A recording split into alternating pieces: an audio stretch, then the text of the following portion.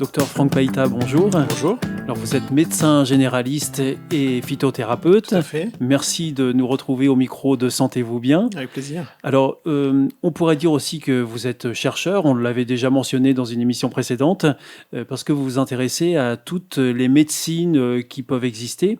Lors de notre émission précédente, vous nous avez parlé de l'Ayurveda. Et aujourd'hui, on va parler du yoga, qui est en lien avec l'Ayurveda, en fait. Complètement. Et vous pouvez nous dire qu'est-ce que c'est que le yoga, d'où ça vient?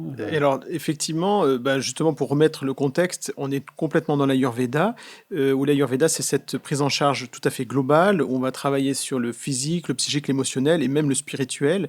Et en ce sens, le yoga va être une gym qui va essayer d'intégrer ces différentes dimensions dans cette logique globale de l'Ayurveda. Et donc, c'est pour ça qu'on classe le yoga dans la médecine, en quelque sorte? Alors, Est-ce qu'il est intégré à l'Ayurveda? En tout cas, on le met souvent comme une santé physique. Quand il y a beaucoup de gens qui pratiquent le yoga, pour eux, c'est leur activité physique, ça leur fait du bien, ils travaillent sur les articulations, ils travaillent sur la circulation, tout ça. En tout cas, c'est intégré à la médecine ayurvédique, même si en pratique, beaucoup de gens le pratiquent l'ont dissocié. Complètement, l'ont détaché. Surtout en Occident, en tout cas. Tout à fait. Ouais. Et alors, le yoga, c'est basé sur quoi?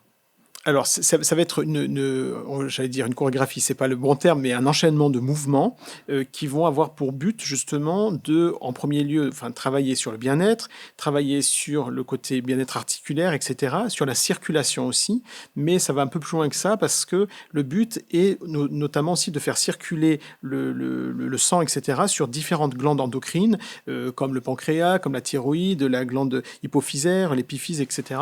Et cette circulation va être un prérequis ensuite au travail énergétique dont on a parlé dans l'émission précédente. Exactement. Et donc, en ce sens, il va essayer de travailler et sur le faire et le travail physique et le préparatoire à l'énergétique, entre guillemets. Donc, en fait, ça a une vocation spirituelle, on pourrait dire? Alors, c'est le but ultime? À mon sens, le yoga vraiment vécu dans la pensée ayurvédique, son but premier est effectivement de préparer le corps, le bien-être physique et psychique pour l'ouverture des différents chakras et qui a pour but ensuite effectivement l'éveil spirituel. En fait, ça va être vraiment dans ce chemin-là. Et donc, quand vous voyez tout à fait les images de gens qui sont en position de lotus, là, comme on décrit, oui, avec les différentes lumières, en fait, qui sont les différents chakras, c'est qu'il y a tout à fait cette association entre yoga et chakra. Et donc voilà, effectivement, ça prend sa place là. Ouais. Et alors donc le yoga s'est démocratisé, on peut dire, en Europe. Complètement. Il y aurait une forme plus légère, occidentale, et puis une forme traditionnelle. C'est quoi la différence entre les deux? Alors c'est vrai que maintenant, quand les gens disent je vais au yoga, presque ils disent je vais à la gym. En fait, Et je pense que dans la pensée ayurvédique, c'est un peu ça.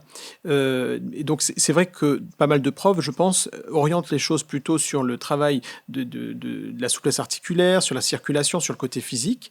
Et effectivement, la forme traditionnelle propose d'aller plus loin parce qu'elle propose de travailler sur le bien-être.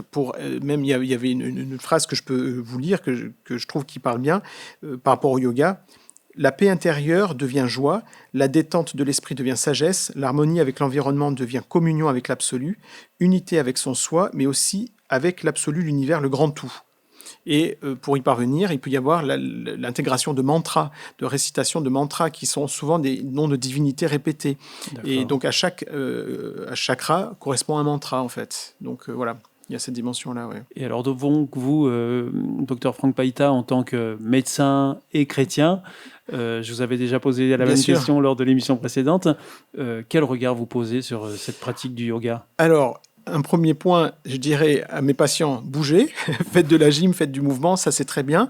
Après, dans ma réflexion, je me dis un yoga qui prend pleinement toute sa place. Son but est d'aller quand même vers l'éveil spirituel en termes de la pensée plutôt indienne, etc. Et donc qui pour moi n'est pas compatible avec ma vision chrétienne parce que mon but n'est pas d'être en éveil, l'éveil de Bouddha ou autre chose. Mais même si là je fais un peu des anachronismes mais d'être après dans la dynamique spirituelle chrétienne en fait.